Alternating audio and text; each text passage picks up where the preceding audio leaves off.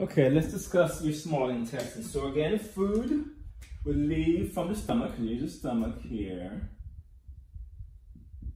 And then flow into the small intestine, which has 3 regions to it. Small intestine, 3 regions to it. So the first part of the small intestine, around 12 inches long, is a little curved area here. This curved structure is called your duodenum. Duodenum of the small intestine. That's the first part. That's the part that will receive chyme from the stomach, remember? So chyme will enter through the pyloric sphincter to deliver it into your duodenum. Also in the duodenum you have 2 openings. There's one here and one here, okay? This top one we're going to call your minor duodenal papilla. And the second one we'll call your major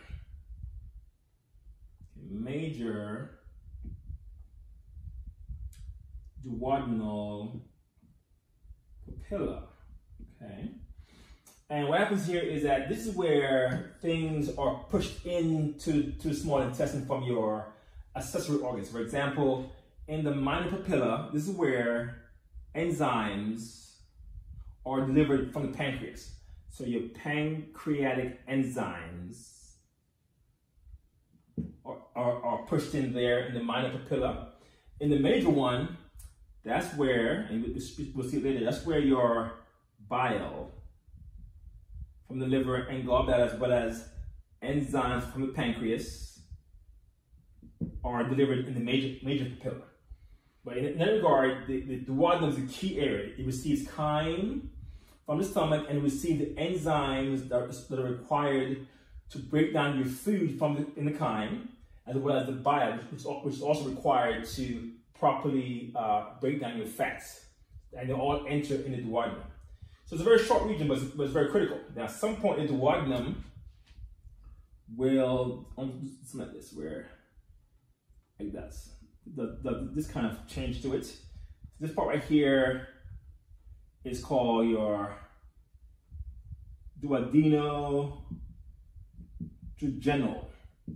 junction or flexure. That marks where the duodenum ends here, and then your jejunum forms from there. Now the jejunum, next region, is longer than, of course, your duodenum region. Okay, that's the jejunum region, probably around 8 feet long. This is your jejunum, and then you flow next into your ileum. Okay, the ileum, adjoin here.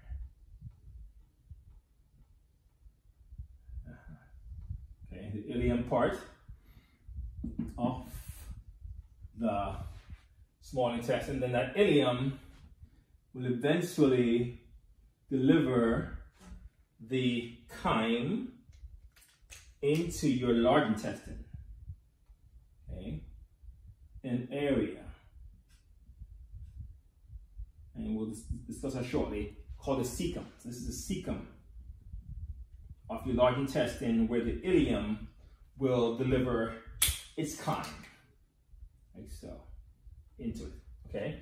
And this point of juncture between the ileum and cecum, that's called your ileocecal valve, which we'll discuss again when we do the large intestine by itself.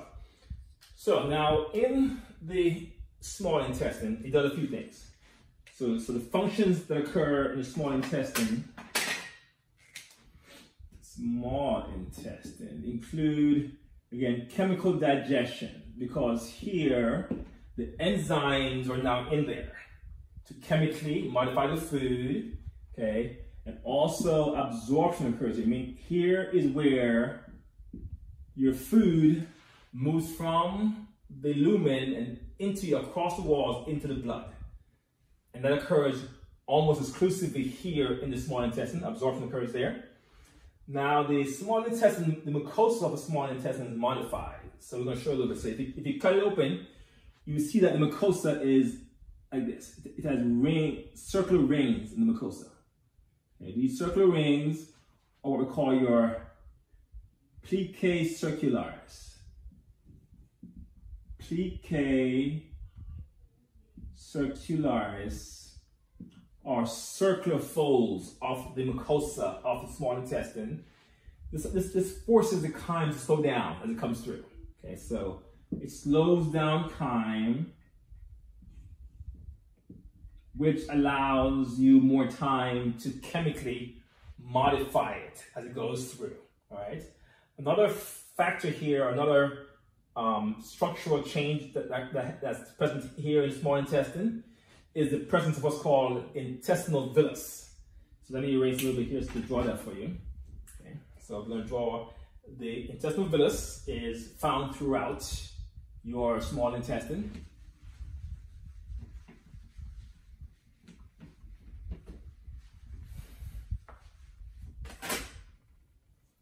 There you go, here's the villus. It's like a raised structure like this.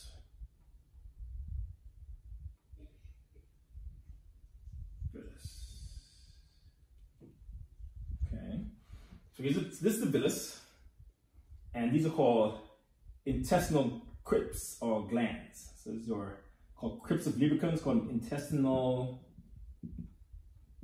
crypts that secrete things into the lumen. So here's a lumen along the way, okay? So in the villus, this is a villus, and this is a crypt between the villus. In the villus, you have these cells on the walls, in the walls of the villus. So these cells in the walls of the villus are of two types.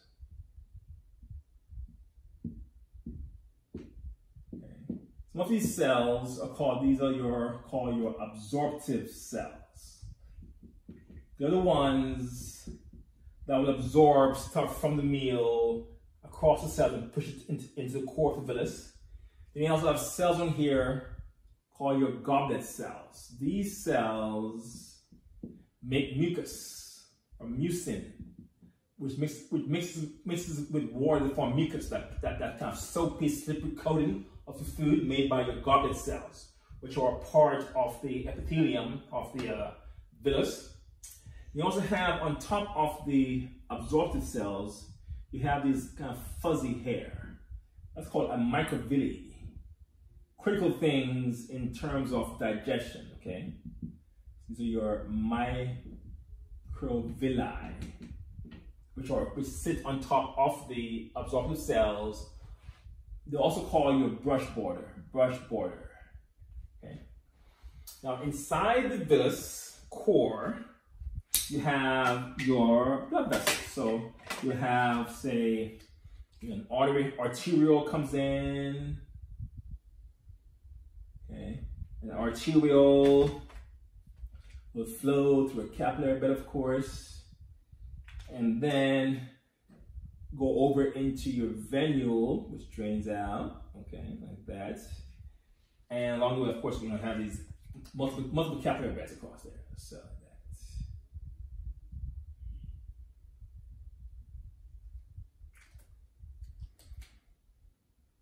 and these are all examples of fenestrated capillaries. They're leaky, so things can enter them. So for example, if say glucose is absorbed from your lumen, is pulled across the absorptive cells, then released into the villus, where they'll make its way into the capillaries. And now you have the meal, so now your nutrients is now in the blood. That's called absorption. This is how these cells work.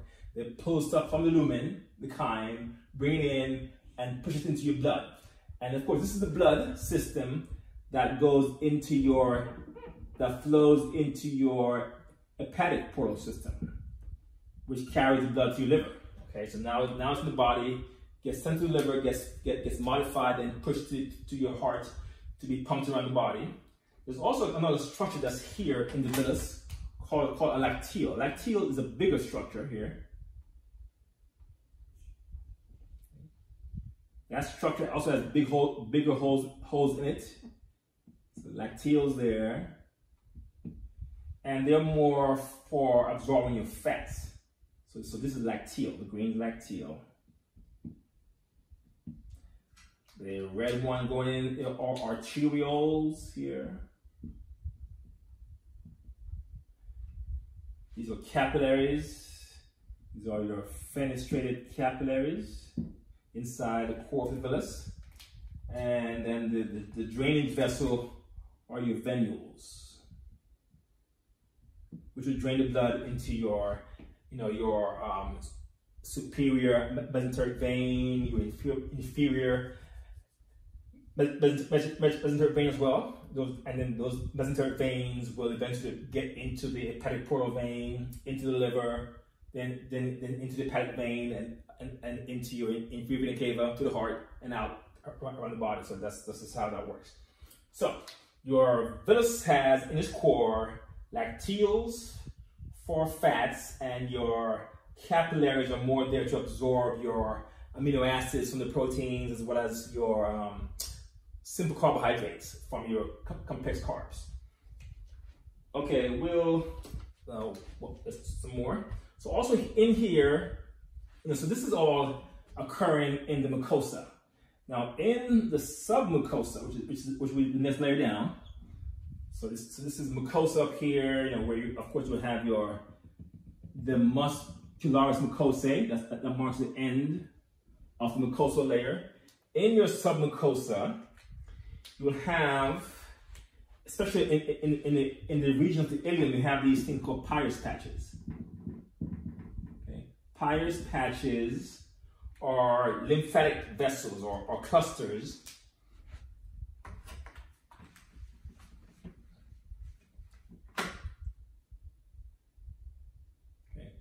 Peyer's patches.